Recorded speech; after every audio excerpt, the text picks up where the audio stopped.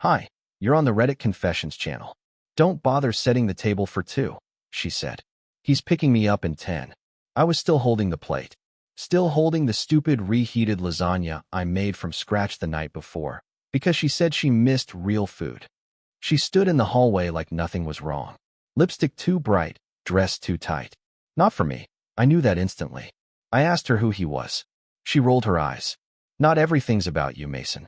A real man doesn't fear competition. That was it. No joke. No laugh. She stared right at me, daring me to flinch. I didn't. I just blinked. Swallowed. Then I walked into the living room, grabbed her gym bag, unzipped it, pulled out the charger I bought her last month, the socks I washed, and the hotel key card she clearly forgot was still inside. I held it up. Didn't say a word. Just watched her face go pale. She said nothing. No denial. No fake tears. Just turned back to the mirror and fixed her hair. So I said it. Then go find one. I'm done. She didn't slam the door. That would have required emotion. She just left. I stood there, lasagna cooling in my hands, dog whining at my feet, and my chest hollow. Not broken, just numb. 3 days later, she texted me. You were the real one. But I hadn't been sitting idle. I had already printed the photos. I had already spoken to her sister. And I had already planned exactly what I'd do when she came crawling back. You think this is about heartbreak? Nah. This is about everything she never saw coming. After she walked out, I didn't chase her. I didn't call, didn't beg, didn't even move for a while.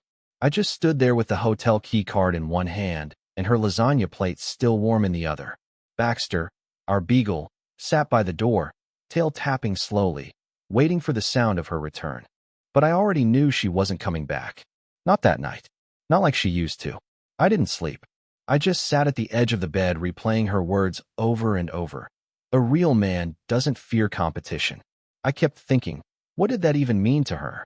That I should have fought harder for someone already halfway out the door? That I should have groveled for a woman wearing another man's cologne? The next morning, I found her USB flash drive in the laundry room, the purple one she used for work. At first, I was going to toss it into her drawer, but something stopped me. Maybe it was intuition. Maybe it was self-respect crawling its way back from the grave. I plugged it into my laptop, half expecting boring spreadsheets and tax forms. What I saw instead made my jaw lock. Folder names like travel_Chicago, client dinner_PH, Jeff_birthday pics. I clicked the last one. Inside, videos. Dozens of them. Some were from her phone, some clearly weren't. But none of them had my face. In one, she was laughing, full belly laughing, in the passenger seat of a car I didn't recognize. The camera panned to the driver, a man with a strong jaw, sunglasses, and the same watch she once claimed was a gift from a vendor. I kept watching, numb, as she leaned over and kissed him on the cheek, whispering something that made him smirk. He said, "Don't worry, Mason's too soft to notice." And she laughed. Again, that same laugh I hadn't heard in months. I closed the laptop. I couldn't breathe for a moment. Not from pain, from clarity. Everything made sense now. The late nights. The work retreats. The gym bag always zipped tight. Even the sudden need for space. I didn't scream. Didn't cry. I just opened a new tab, logged into our joint bank account, and took screenshots. Then the shared drive where we kept receipts and scanned documents. I downloaded them all. I started building my own folder, reality check. Because if I was going to let her walk away, I wanted to make sure she never forgot who she left behind. And then, 3 days later, came the text. You were the real one. No apology. No regret. Just that one line. She thought that would be enough. She didn't know what I had planned. I didn't reply to her text. I just stared at it while sipping cold coffee, the same cup I'd microwaved twice already. You were the real one. That was it. No explanation. No, I made a mistake. Just that haunting sentence. Like she was writing the eulogy for a relationship she murdered with her own hands. I knew better than to respond while emotions were still tangled up like exposed wires. So instead, I quietly prepared for the next part. I took time off work, not to wallow, but to act. First, I called the bank. She'd forgotten I still had control over most of our joint finances. I removed my direct deposits from our shared account and moved all my savings into a new one under my name only. I didn't drain it entirely. No, that would alert her. I left enough to make her believe nothing had changed. Then I called the landlord. The lease was under both our names, but the next renewal was due in 32 days. I told him we wouldn't be renewing and asked to quietly go month to month until then. He agreed. I paid ahead, in full. Then I boxed up everything that was mine. Every book, cable, toothbrush, photo, gone from the shelves, removed from the walls. I didn't touch her stuff. I wanted her to walk in and feel the void. Not chaos. Emptiness. That's louder. That hurts more. Her drawer in the bathroom? Empty. Her slippers by the bed? Alone. My side of the closet? Hollowed out like I'd been surgically removed from the fabric of her life. I stayed at a friend's for a few nights. Micah. He's the quiet type. Doesn't ask questions. Just hands you a blanket and beer and lets the silence breathe. I needed that. While I was there, I crafted the letter. Not a rant. Not revenge. Just clarity. It was 3 pages long, printed, folded, and sealed in an envelope taped to our fridge. Titled, "You Wanted a Real Man." She came back on a Tuesday. I wasn't home, but the neighbors saw her pull up in a silver car, not ours. A man was in the driver's seat, stayed parked while she walked up. She opened the door, saw the living room half empty, and froze. He didn't follow. Just waited outside like a chauffeur who knew better than to get involved. She texted me 30 minutes later. "Why's the house empty?" I didn't reply. The next text came 2 hours later. "Is this a joke? Where are you staying?" Still nothing from me. She hadn't even opened the envelope yet. But once she did, everything would fall apart. Not because I exposed her, but because I beat her at her own silent game. When she finally opened the envelope, I imagine her hands shook. Maybe she expected a tearful plea. Maybe she thought it was a love letter. That's the thing about people like her. They always assume the game's still in their control, even when the board's flipped upside down. Inside, the first thing she would have seen was the printout of her chat log with Brent. The one she swore was just her gym buddy. She told me he was married, that they barely spoke. Strange, then, that she sent him a photo of herself in our bathroom mirror, the one with the towel slipping down her hip. I found the chat on her laptop's cache. She must have thought clearing the browser history deleted everything. Rookie mistake. Below the chat log was a map, literal, printed Google Maps screenshots with red markers. The hotel near the office, the diner out by the lake, the apartment listed under Brent's cousin's name. And notes beside them. Dates. Times. Receipts I pulled from our shared Uber account. I even had the restaurant bill where she used our joint card to buy his steak dinner. I circled the signature. Her handwriting, plain as daylight. But that wasn't the part one was most proud of. That came at the end, in a paragraph she never saw coming. I wrote, "You wanted a real man? A real man doesn't compete for attention. He doesn't beg for table scraps of love while you feed your fantasies elsewhere. You said competition would make me stronger, but I didn't get stronger. I got smart." I told her I already met with a lawyer, that I'd requested full separation of assets, including proof of marital misconduct. I also told her that before I disappeared from the apartment, I'd stopped by her office with a copy of the hotel key photo and the receipt signed in her name, slipped in an envelope, addressed to HR, attention, conflict of interest. She worked in compliance, after all. Let's just say company policy frowns on extramarital affairs between department heads and junior staff, especially when expenses are involved. That night, I turned off my phone. I left it in a drawer at Micah's place and went out to a small cabin near Lake Josephine. No Wi-Fi, no signal, just me, a notepad, and silence that didn't feel like punishment for once. By the time I came back 3 days later, my inbox had exploded. 9 missed calls, 6 voicemails. A chain of messages that started with panic, moved to rage, and ended with desperation. The last one simply read, "Please talk to me. You've ruined everything." No, Lana. I didn't ruin anything. I just stopped pretending I didn't see what you'd already destroyed. And yet, what happened the next morning shocked even me. Because someone else found the envelope too. Someone I hadn't expected to hear from. Someone whose voice cracked as they whispered. I didn't know. I had no idea. It was 6:43 in the morning when my phone rang. I was half asleep, still wrapped in a blanket that smelled like campfire smoke and pine from the cabin. I hadn't planned to check anything for another day. But when I saw the name on the screen, Celia James, I sat bolt upright. That was Lana's boss. The woman who always smiled through clenched teeth at company parties. The one Lana once called cold-blooded in heels. She was the last person I expected to hear from, and her voice didn't match her usual controlled tone. It was shaking. "Is this Mason?" she asked, even though she clearly knew it was. "I got something in my office. I think you sent it?" I didn't answer right away. "I'm not mad," she added quickly. "But I need to know, was this meant for me directly, or was I just the one who opened it first?" I paused, choosing my words carefully. "It was meant for HR. I assumed it would land on someone's desk. You weren't the target, but I'm glad it ended up with someone who might actually read it." There was a long silence. Then, barely above a whisper, she said, "You don't know, do you?" "What?" I asked, suddenly unsure who was about to drop the next bomb. "That apartment," she said, "on East Monroe, the one you included in your report. Brent doesn't live there. His cousin doesn't either." "I do." My skin went cold. "I recognized the address," she continued. "That's my place.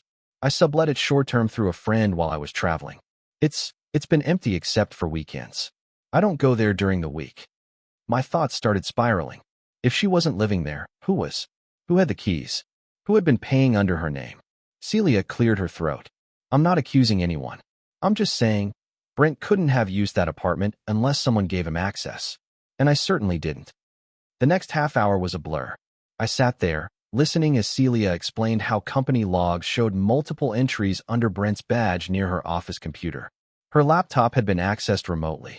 She suspected someone had been logging into her calendar and email, using her credentials to book weekend retreats with someone else's access card. And suddenly, it clicked. Lana didn't just cheat. She lied to everyone, even him.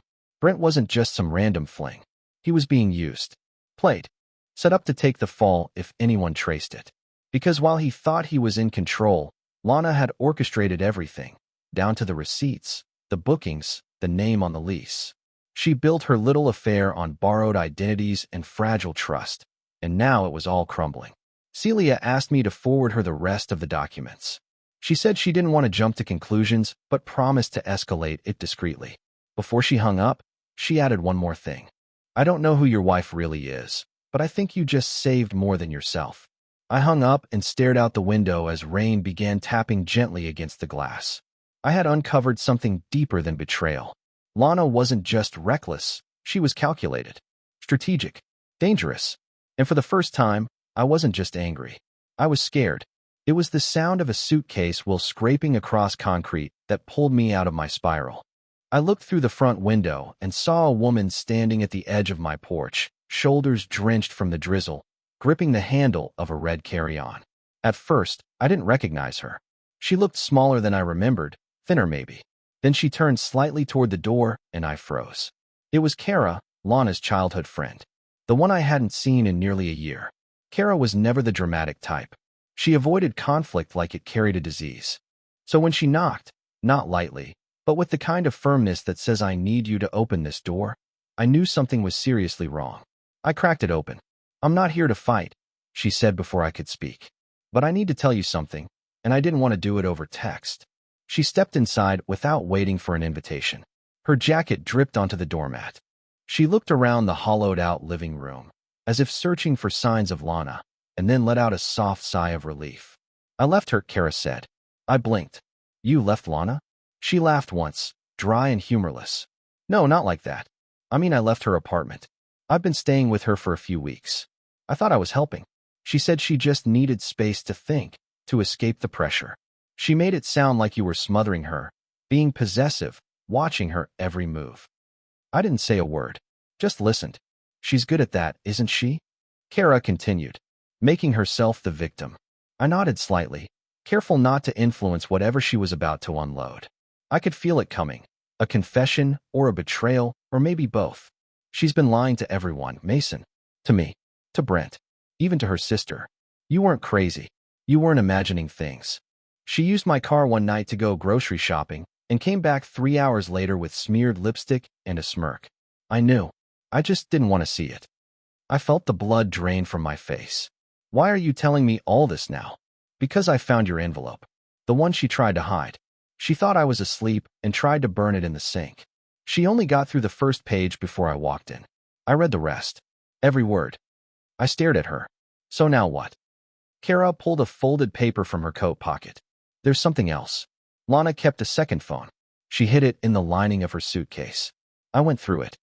I took the paper, printed screenshots, text threads, voice memo transcripts. But not just between her and Brent. There were other names. Multiple. She had been rotating more than one competition at a time. Most of them didn't even know she was married. Kara's voice cracked. She's not who I thought she was. I didn't come here to fix things. I came here because I needed to say sorry. And because you need to know, someone else knows too. One of the guys. The one named Eli. He figured it out. And he's furious. My heart sank deeper. Furious how? He wants to confront you. He thinks you were playing her too. She told him you were her abusive ex. He doesn't know the truth. But he knows your name. And your face. A chill spread through my chest. So this was it.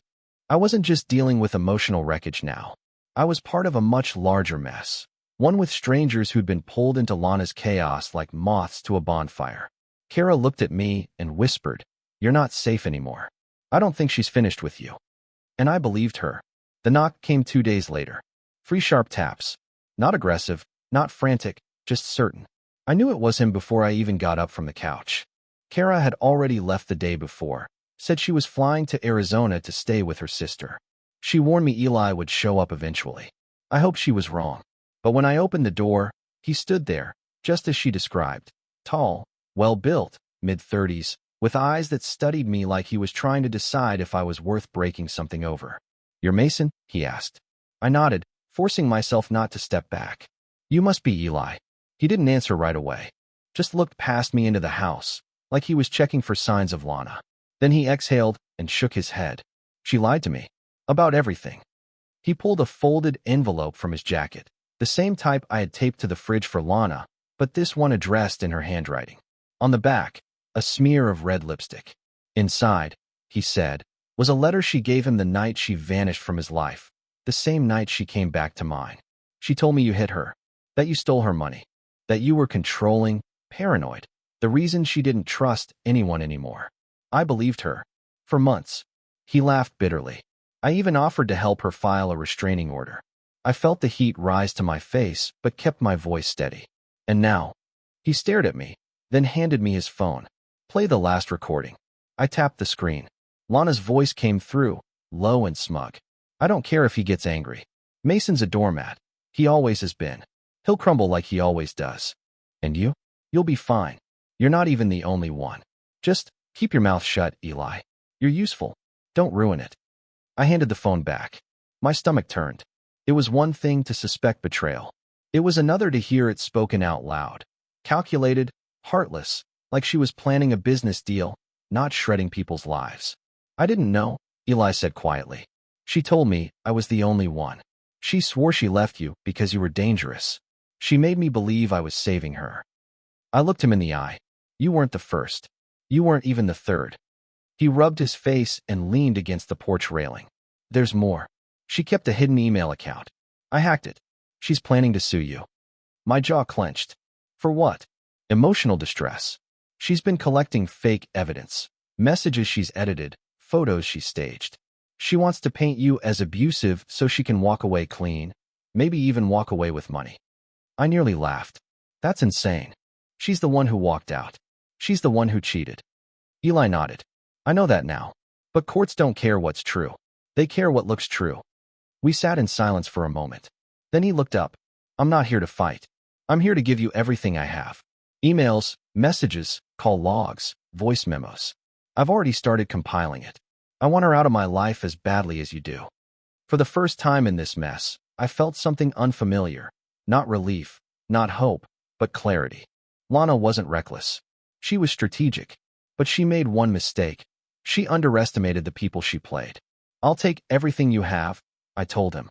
"And I'll make sure it never happens to anyone else again." He nodded and walked back to his car. As I closed the door, I looked down at the flash drive he had placed in my palm before leaving. I hadn't even noticed it until now. Inside that drive was the final nail in the coffin, one that would unravel Lana's entire web. I didn't sleep the night Eli gave me the flash drive. Not because I was angry. I'd already burned through that phase. It wasn't even sadness anymore. What kept me awake was a strange, growing stillness inside me, like my mind was clearing space for the truth to finally settle. I waited until sunrise before I plugged it in. The folders were labeled by month. Screenshots, audio recordings, exported text threads. Some of it I had already pieced together myself, but Eli's files filled in the gaps I didn't know existed. There was a document showing she tried to open a line of credit under my name. Another had photos of her sitting in Celia James's apartment, the one Lana claimed never to have access to.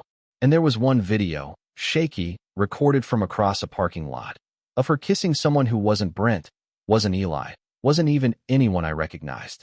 A fourth, but I didn't forward any of it to Lana. I sent it to my attorney. Then I blocked her number for the last time. A few days later, her sister Natalie showed up unexpectedly.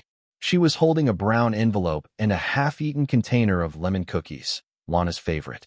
She looked embarrassed, like she didn't want to be seen on my doorstep. She told me I'd never understand, Natalie said softly. But I've known her since she was 5. I knew something didn't add up. She's always been good at spinning things, but this time, it unraveled too fast. She handed me the envelope. Inside was a letter, Lana's handwriting. Only this one felt different. It wasn't arrogant. It wasn't manipulative. It was quiet. I never feared losing you because I never believed I had you in the first place, it read. You were always kind, patient, present. I thought I needed excitement, drama, fire. But all I did was burn bridges with people who built me homes. No apology. But for once, maybe honesty. I didn't need to respond. I didn't need her to hear forgiveness. What I needed was peace, and this time, I had it. 2 months later, I moved. New apartment. New neighborhood. I even picked up running, something I used to roll my eyes at. But every mile felt like another piece of her fell off me. Lighter. Freer. The flash drive? Locked in a drawer. Not because I needed revenge, but because it reminded me how far I'd come. I didn't need to destroy her. I just needed to let her fade. And she did. Sometimes, the best revenge isn't noise. It's rebuilding your life so quietly that they don't even hear you leave. If you made it to the end of this story, thank you. I hope it gave you something, whether it was closure, clarity, or just a good reason to trust your instincts. Tell us in the comments, which moment in this story shocked you the most? Or which one felt the most real to you? We read everything. Don't forget to subscribe to Reddit Confessions for more true-to-life stories like this. And remember, silence can be the loudest answer of all.